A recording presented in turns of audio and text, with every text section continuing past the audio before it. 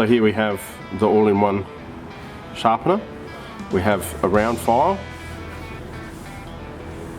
and we have a raker file, which is square, and that sits down the middle.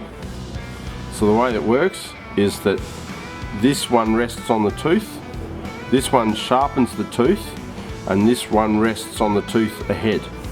So when we put it on the saw, we're hooking it in. So you can see this one is resting on that tooth, and this one is resting on the tooth you want to cut, and then we sharpen. Now this can be a guide to the angle, so you can line it up so that's the 30 degrees, sharpen it that way. And then of course, while the round file is doing the tooth, the flat file is doing the raker. So here you do every second tooth. So you'll do that one, and then you'll do the next one down, and then the next one down,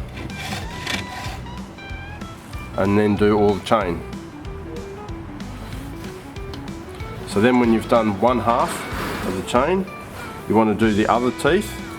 So we can turn the saw around,